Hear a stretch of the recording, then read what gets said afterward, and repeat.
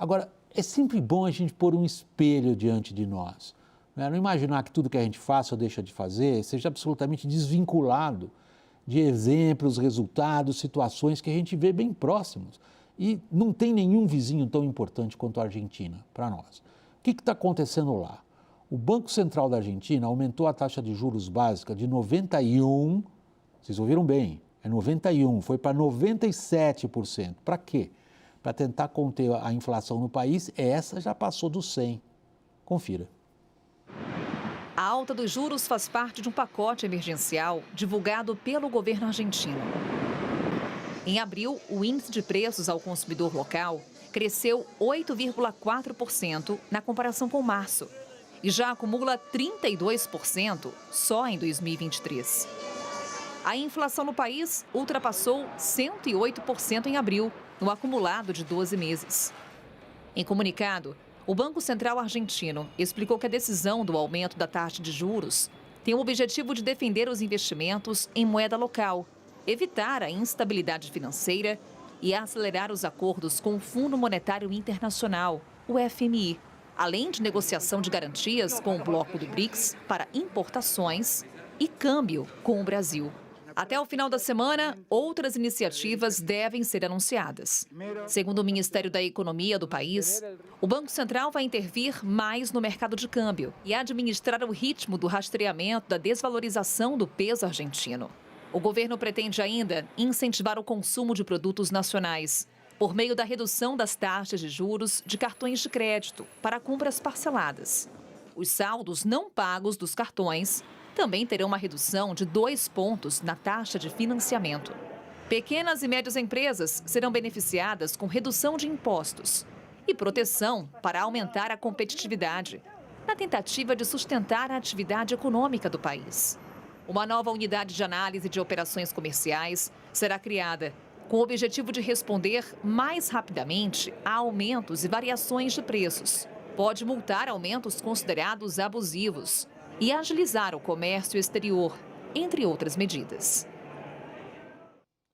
A gente tem aquela tradicional visão da Argentina, às vezes, né, Daniel? Principalmente os meninos aqui, sempre muito fixados na Argentina como rivais nossos, uma porção de coisas.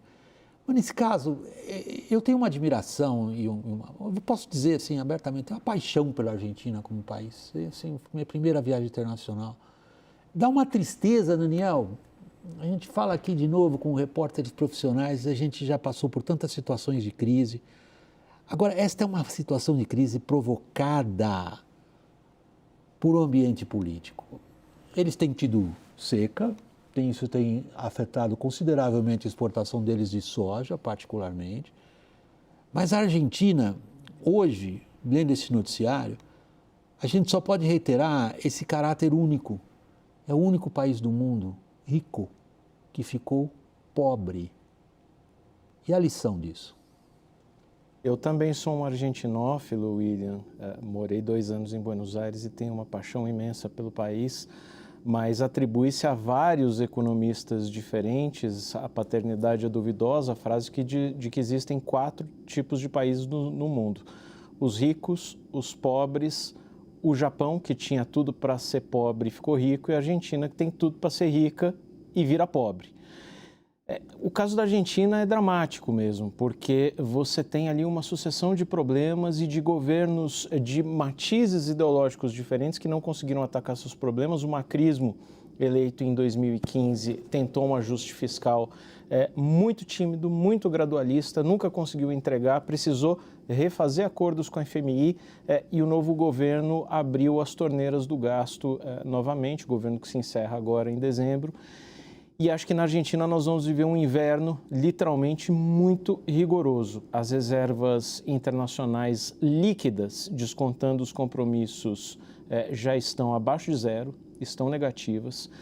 O governo tem pela frente eleições. O presidenciável da situação é o ministro da Economia, que tenta bolar algum plano emergencial para chegar com um mínimo de competitividade, para que o kirchnerismo chegue com um mínimo de competitividade nas eleições de outubro. E o candidato favorito da oposição de ultradireita, de um partido novo, propõe nada mais, nada menos que a dolarização da economia. Então, são os mesmos erros se repetindo e se repetindo e se repetindo na Argentina.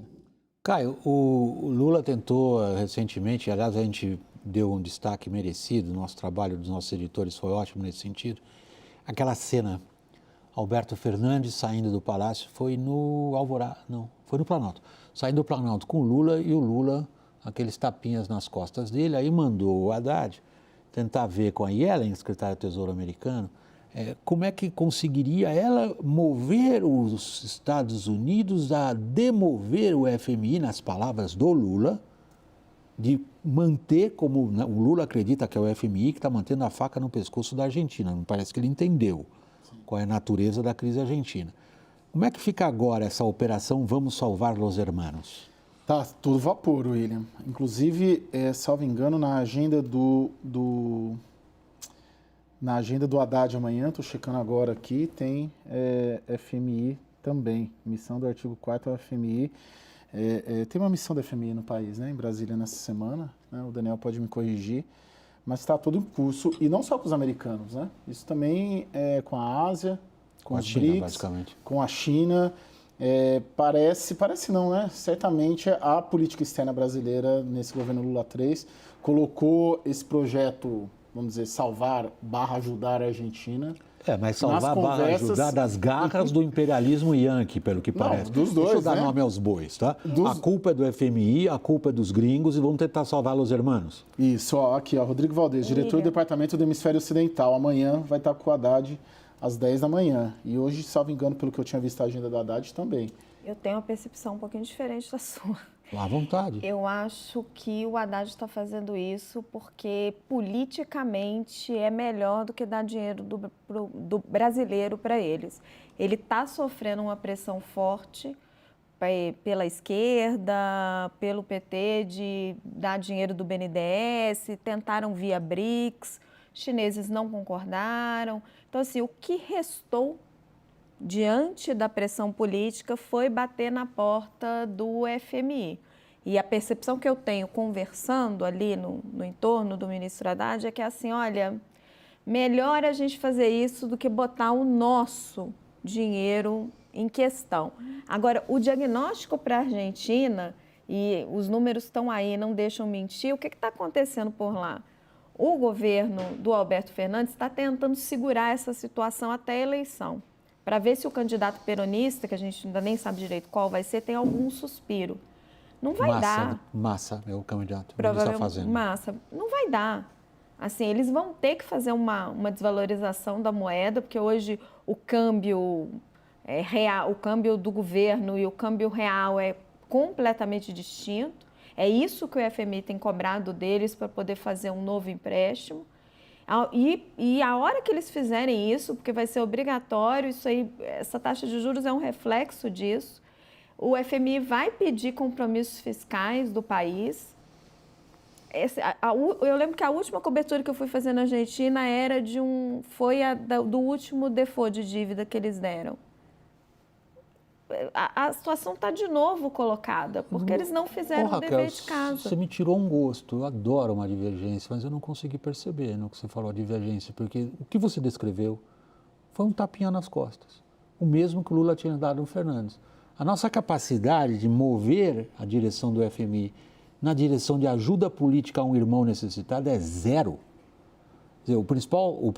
A grande força que move o FMI, e isso é desde sempre, são os americanos, são os Estados Unidos. E eles têm negociações diretas com o governo argentino. É óbvio que não interessa... É que a nossa divergência é que eu não acho que, e aí é uma percepção, o ministro Fernando Haddad está tentando de verdade mover o FMI. Ele sabe que não dá. Ele está dando uma resposta interna aqui dentro. Daniel, eu queria só dar uma informação... Nosso argentino de estimação, Daniel. Eu queria só dar uma informação apurada junto à equipe econômica. Alberto Fernandes esteve aqui há 10 dias, semana retrasada. Saiu sem nenhum anúncio concreto do Palácio da Alvorada aquele tapinha nas costas que você mencionou, William. Desde então, as equipes técnicas têm trabalhado num mecanismo, numa linha de crédito aqui para os exportadores brasileiros à Argentina, em que o exportador aqui no Brasil recebe o dinheiro, digamos, do Banco do Brasil ou do BNDES aqui em reais.